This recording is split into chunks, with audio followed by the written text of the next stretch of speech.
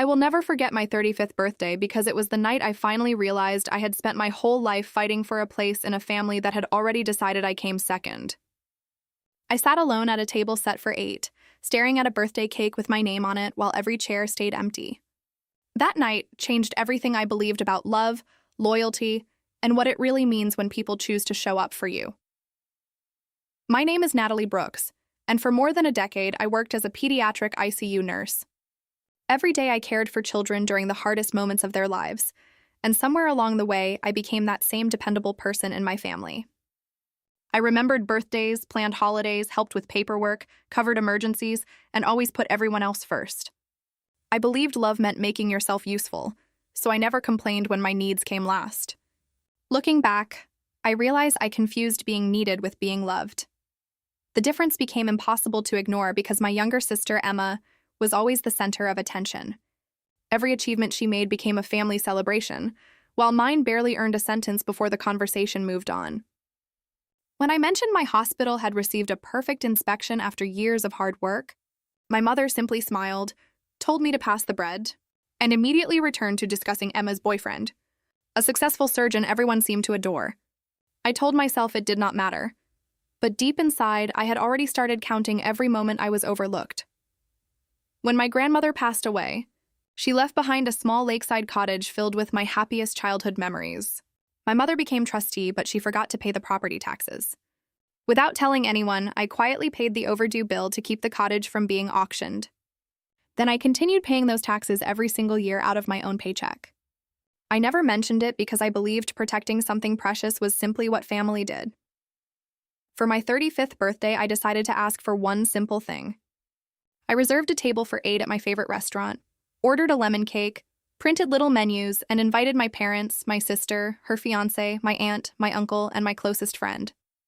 It was the first time I had ever planned a celebration just for myself, and I honestly believed everyone would come because my mother personally promised they would.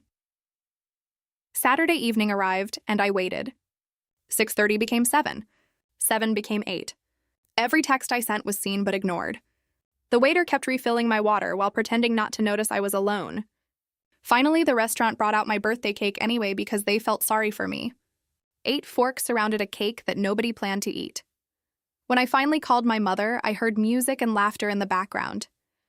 She casually explained that my sister had gotten engaged, so everyone attended a surprise engagement dinner instead. Then she said the words that shattered everything. "We knew you would make it about yourself." I quietly paid the bill, thanked the waiter, boxed my untouched cake, and took one photograph of that empty table. At the time, I did not know why I needed the picture. I only knew I wanted proof before someone rewrote the story. As I drove home, my best friend Megan refused to let me spend my birthday alone. Within an hour, several nurses from my hospital gathered in her backyard with paper plates, folding chairs, and genuine smiles. They sang happy birthday, shared my cake, laughed together, and made me feel more loved in 90 minutes than my own family had in 35 years. That was the moment I understood family is not built by blood. It is built by people who choose you. The next morning, my family flooded social media with glamorous engagement photos as though my birthday had never existed. My mother even reminded me to congratulate my sister because it would look bad if I stayed silent. Not once did she acknowledge what happened the night before. Instead of arguing, I posted 2 pictures side by side. One showed the empty restaurant table with my birthday cake. The other showed my coworkers smiling around that same cake in a backyard. My caption was simple. My family had more important plans, but the people who truly cared made sure I was not alone. Love is showing up. The post spread through our small town almost overnight. People who knew my parents began asking uncomfortable questions. Relatives discovered my birthday dinner had never been canceled. My mother arrived at my house furious, demanding I delete the post and replace it with a statement calling everything a misunderstanding. I refused because for the first time in my life, I was no longer willing to protect someone else at the cost of my own truth. Soon after, an attorney sent me a letter explaining my mother planned to sell my grandmother's cottage. The 6 years of taxes I had quietly paid gave me no legal rights at all.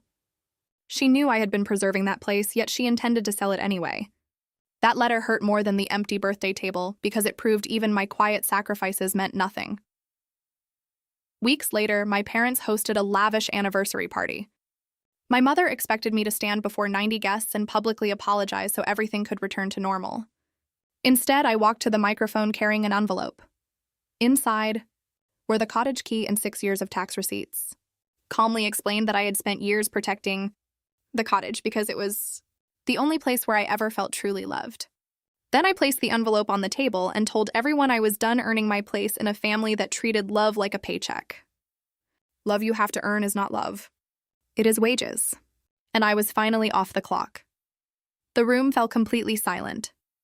My mother tried to interrupt, but before she could continue, my father quietly said one sentence that stopped her. Enough. I walked out without looking back.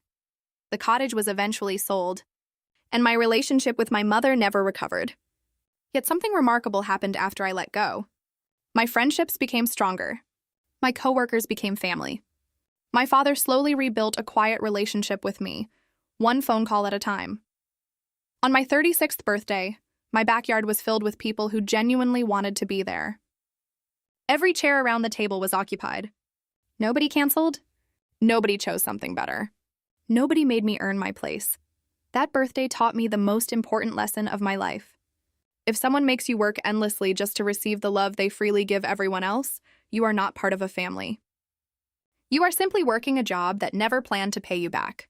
Sometimes the bravest thing you can do is leave the table and build a new one where every seat is filled by people who truly choose you.